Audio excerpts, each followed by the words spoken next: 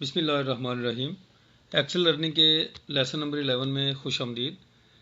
हमने अपनी पिछले लेसन में पढ़ने के साथ साथ हमने जो कुछ हम पढ़ रहे हैं उसको प्रैक्टिस करने के लिए और साथ में अपने रिकॉर्ड के लिए ये वर्कशीट रेडी करना शुरू की थी। और इसके ऊपर आप देख सकते हैं कि डिफरेंट लेसन्स के अगेंस्ट जो कुछ हमने पढ़ा वो उसका इंडेक्स भी यहाँ पे रेडी हो रहा है।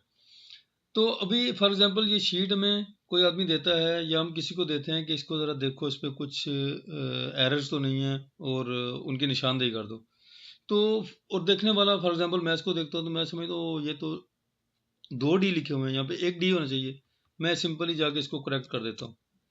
सो ये करेक्शन तो हो गई, लेकिन जिसने ये मैं दी थी उसको कैसे पता चलेगा कि किस चीज़ को करेक्ट किया? तो इसके लिए है हमारे पास मतलब इस चीज़ को वाज़े करने के लिए एक तरीका है कि आप जो मिस्टेक्स हैं उनको दुरुस्त कर दें। दूसरा ये है कि आप उनको मार्क कर दें कि ये इसमें से गलती है, इसको इधर नहीं होना चाहिए। तो हमारे पास है स्ट्राइक थ्रू।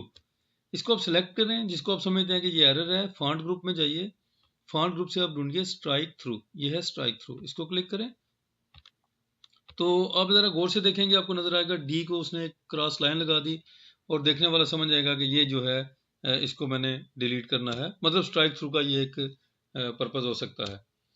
दूसरी चीज़ ये है कि ये वर्कशीट इसमें माशाल्लाह काफ़ी चीज़ें हमने ऐड कर दी हैं। इसी के ऊपर हमने कुछ चीज़ें लर्निंग भी की, सेल मर्जिंग। लेकिन नॉर्मली हम देखते हैं कि जब हम कोई ऐसे लिखते हैं, कॉपी बनाते हैं कोई नोटबुक के ऊपर, उसमें हम डिफरेंट हाइडिंग्स यूज़ करते हैं और मार्कर्स यूज़ करते हैं, कलर्स यूज़ करते हैं, अंडरलाइनिंग ताकि एक हिस्सा दूसरे से नुमाया नजर आए, पैराग्राफिंग के लिए। तो इस शीट के ऊपर ये हमारे पास टाइटल रो है और इसकी थोड़ा सा एक तो ये बिल्कुल सिंपल सी शीट नज़र आ रही है, थोड़े से इसके ऊपर इफेक्ट नज़र आने चाहिए, थोड़ा बेहतर इसकी लुक बेहतर हो जाए। दूसरा जो टाइटल रो है इसके ऊपर इसको थोड़ा नुमाया होना चाहिए। तो नुमाया करने के लिए, डिफरेंट करने के लिए हमारे पास सिर्फ एक्सेल में नहीं बाकी एप्लीकेशन के अंदर भी मुख्तलिफ टूल्स हैं। तो इस हवाले से हमारे पास एक है फॉन्ट।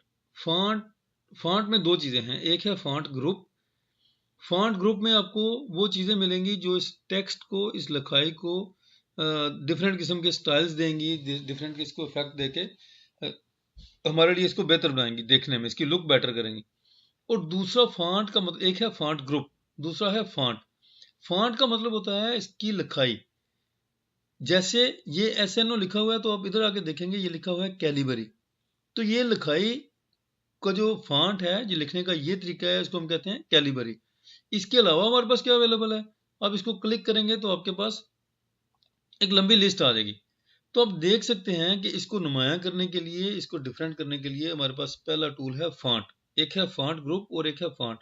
तो हम फॉर एग्जांपल इसी फॉन्ट को यूज़ करके मैं यहाँ से सिलेक्ट करता हूँ एरियल राउंडेड एम्प्टी। तो ये हमारे पास बन गया डेट। लेकिन मैंने तो करना था ये इसके ऊपर भी, इसके ऊपर भी और इसके ऊपर भी। तो क्या करेंगे, मैं इसको सिलेक्ट करता हूँ और सबके ऊपर वही अप्लाई कर देता हूँ। लेकिन जब मैंने सिलेक्ट किया तो ऊपर अब आ रहा है कैलिबरी। डेट को मैंने क्या दिया था मुझे याद नहीं। तो इसका मतलब ये हुआ कि पहले मैं डेट के ऊपर जाऊं और वहां से मैं देखूं ये कौन सा फॉन्ट था। ये था एरियल राउंडेड एम्प्टी। ओके, इसको मैंने याद कर लिया अपने पास और दोबारा इधर आया, इनको सेलेक्ट किया जहाँ पे मैं वो फॉन्ट देना चाहता हूँ और इधर से जाके मैंने एरियल राउंडेड एम्प्टी सेलेक्ट कर लिया। तो ये सब के ऊपर अप्लाई होगा। यही काम करने का कोई आसान तरीका है कि मुझे ये याद ना करना पड़े। फॉर एग्जांपल मैंने पहले इसको फॉन्ट दिया, फिर मुझे पता है इसको और यूनिकनेस देने के लिए एक है हमारे पास अलाइनमेंट। इसको आप अलाइन कर दें मिडल में। फिर है हमारे पास इसका साइज, इसको हम साइज बड़ा कर सकते हैं। तो इन दो चीज़ों के अलावा, फॉन्ट और साइज के अलावा हमारे पास बाकी ऑप्शन ऐसे हैं कि इसमें कोई तब्दीली नहीं होगी इसके साइज में या इसकी लिखाई के लिखने के तरीके में, लेकिन इसको इफेक्ट्स मिल जाएंगे। जैसे बोल्ड, वो इसकी थिकनेस ज़्यादा करेगा। इटैलिसाइज, इसको थोड़ा सा तिरछा करके लिखेगा। अंडरलाइन, इसके नीचे एक लाइन लगा देगा। इसका बैकग्राउंड का हम कलर चेंज कर सकते हैं और इसके फॉन्ट का भी हम कलर चेंज कर सकते हैं। तो ये डिफरेंट किस्म के इफेक्ट्स हैं जो देके हम यहाँ से इसको यूनिक कर लेंगे, थोड़ी इसकी लुक भी बेटर कर देंगे। सो मैं यहाँ पे कलर पैलेट में गया, यहाँ से मैंने देखा, अच्छा कलर्स क्या है, कलर में हमारे पास काफ़ी ऑप्शन है। ये कलर रेडीली अवेलेबल है, और उसके बाद आप मोर कलर्स में जाएंगे तो आपको ये पैलेट नजर आएगी। और अगर आप समझते हैं कि इन के से भी अलावा आप देखना चाहते हैं कलर, तो आप कस्टम में जाके ज़्यादा डिटेल से ये इसका उसको डार्कनेस को और लाइटनेस लाइटर साइड को कंट्रोल करता है, तो कलर आपको मिल जाएंगे। लेकिन ये जो रेडी विंडो है, इसकी ब्यूटी ये है कि इसमें मोस्ट यूज होने वाले कलर हैं और उनके लाइट से लेके डार्क तक सारे के सारे फ्लेवर हैं। तो फॉर एग्जांपल अपने इसके बैकग्राउंड के लिए मैं यूज़ करता हूँ ये कलर, ये बैकग्राउंड के लिए है, और ये है उसके फोरग्राउंड यानी टेक्स्ट का कलर, वो ऑलरेडी ब्लैक है। ओके, अब मैंने इसके लिए ये चीज़ें चूज़ कर ली, इसकी लिखाई का स्टाइल दे दिया, इसको बैकग्राउंड कलर दे दिया।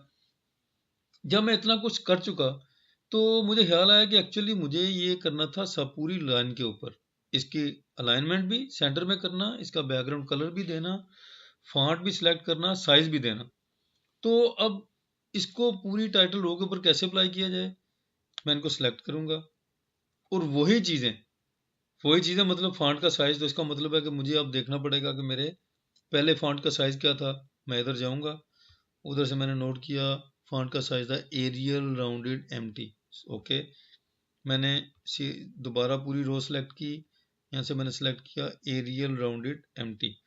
अब इनका साइज क्या था, मैंने जब इसको सेलेक्ट करता हूँ तो साइज आ रहा है 11, क्योंकि साइज हमेशा आएगा पहले सेल का, लेकिन मेरे उस सेल का साइज क्या था, क्योंकि मैंने अभी भी किया तो वो 13 था, लेकिन फॉर एग्जांपल मैं भूल गया हूँ तो मुझे क्या करना पड़ेगा, दोबारा B1 में जाकर मैंने इसका साइज नोट किया 13, फिर मैंने इनको सेलेक्ट किया और यहाँ से मैंने रखा 13, और इसी तरह बाकी इसका बैकग्राउंड कलर, इसकी अलाइनमेंट वगैरह।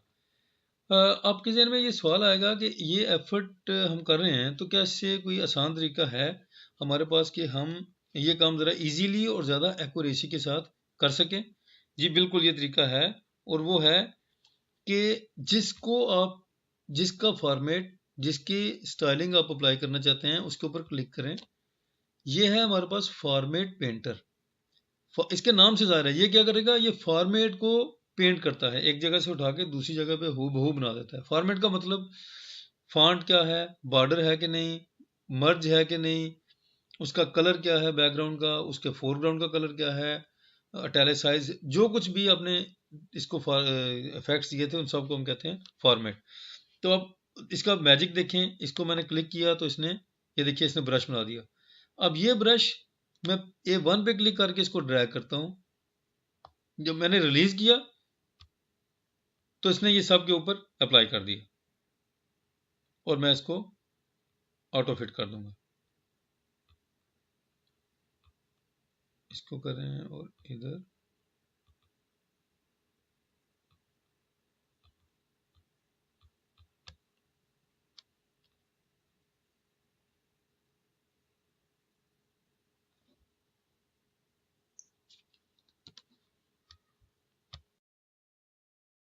ये हमारे पास वो सारी चीज़ें जो हमने सिर्फ डेट को दी थी वो सारे की सारी इसके ऊपर अप्लाई हो गई। अभी फॉर एग्जांपल मैं इधर लिखना चाहता हूँ कि हर वीडियो का ड्यूरेशन भी इधर आ जाए, तो मैंने अब देखिए इसका ऑटो फंक्शनिंग ड्यूरेशन लिखा, तो ऑटोमेटिकली ये एक्सेल का ऑटो फीचर है कि उसने देख लिया कि ये टाइटल रो थी और इसके ऊपर कौन कौन से इफेक्ट्स थे वो सारे के सारे उसने अप्लाई कर दिए। तो मैं इसको यहाँ पे लिखते लिखते यहाँ तक आ गया, और मैंने देखा कि ये फॉन्ट इनका साइज किया, और हमारे पास ये कॉलम मैंने ऐड करना था। क्या हम, अगर हमें कोई और कॉलम चाहिए, फॉर एग्जांपल इधर कमेंट्स का कॉलम चाहिए, तो हम इसी तरह ऐड करते जाएं तो ऐड कर सकते हैं, बिलाशुबा हम कर सकते हैं। हमारे पास कोई लिमिटेशन नहीं, हमारे पास एक्सेल में बहुत ज़्यादा कॉलम है, लेकिन एक लिमिटेशन डेफिनेटली है, वो ये कि जब हम इसका प्रिंट लेंगे तो क्या ये सारे का सारा पेज के ऊपर आएगा कि नहीं। तो फिर आप ये पूछेंगे कि पेज है कहाँ तक, पेज की बाउंड्री किधर है, तो पेज की बाउंड्री हमें शो करनी पड़ेगी, उसको मद्देनजर रख के ही हमें आगे जा सकते हैं। सो पेज की बाउंड्री शो करने के लिए हमारे पास दो तरीके हैं। ये देखिए, ये पेज नॉर्मल व्यू है और ये है page break view. Page break view, page कहाँ पे ब्रेक होता है वो बताया हमें। जब मैंने इसको क्लिक किया और दोबारा मैं नॉर्मल व्यू के ऊपर जाऊंगा तो ओके, फाइल में जाके पेज ब्रेक्स शो करने के लिए, क्योंकि इधर पेज ब्रेक्स नज़र आनी चाहिए थी, लेकिन मैं भी ये इसके ऑप्शन में से ऑफ हूँ। तो ये याद रखिए, फाइल में जाके एडवांस में जाके डिस्प्ले वर्कशीट में हमने जाना है, display option for this workbook, display option for this worksheet, right. इधर आके अगर आप देखेंगे ये है शो पेज ब्रेक्स, इसको आपने ऑन कर लिया। अब भी मुझे ये ब्रेक नजर आ रही है, ये है हमारे पास पेज ब्रेक। तो इसका और ये भी है, इसका मतलब है कि ये तो हमारा दो पेजेस के ऊपर स्प्लिट होगा, इसलिए कि ये बहुत बड़ा पोर्शन है, इसको ये एक पेज के ऊपर आएगा। अगर ये एक्चुअली ये एक पेज से बहुत छोटा है, ये 3 कॉलम्स, लेकिन अगर वो डिस्क्रिप्शन कॉलम को इसके साथ मिलाए तो ये एक पेज से बड़ा हो जाएगा। इसलिए उसने क्या किया, इनको एक पेज पे कर दिया, इसको एक पेज पे कर दिया, और ये एक पेज के लिए काफ़ी है लिमिट्स, और इसको आगे वाले पेज पे लेगा। तो इसका मतलब यह है कि कॉलम की विड्थ जो है उसके ऊपर हमारे पास एक कंस्टेंट है, लिमिटेशन है, हमें पेज की विड्थ को मद्देनजर रखना होगा। सो मैं इसको मैनुअली नीचे करके लेके आऊंगा। अभी देखिए इस कॉलम की विड्थ कम हुई, तो अब एक्सेल ने अंदाज़ा लगा लिया कि ओके ये चारों कॉलम मिला के एक पेज के विड्थ के ऊपर आ जाएंगे, लेकिन ये फिर भी बाहर रहेगा। इसका मतलब मुझे थोड़ा सा और भी छोटा करना पड़ेगा, राइट। ये अब सारे कॉलम एक पेज पे आ रहे हैं, लेकिन अब इसमें प्रॉब्लम क्या है। फॉर एग्जांपल ये जो वीडियो थी ये हमारे पास 13 मिनट्स एंड 23 सेकंड्स की थी, और इस वीडियो का साइज है मुझे एग्जैक्टली याद नहीं, लेकिन मैं लिख लेता हूँ कि 10 मिनट्स 00 सेकंड। तो अब देखेंगे कि ये है हमारे पास ऑटोफिल थ्रू मेन्यू स्टेप। इसकी जो ओवरफ्लो टेक्स्ट थी वो अब गायब होगी, क्योंकि जो नेक्स्ट का सेल था हमने पहले लेसन में देखा था, उसके अंदर हमने कुछ लिख दिया। अब ये टेक्स्ट इधर तो है लेकिन ये नजर नहीं आ रही।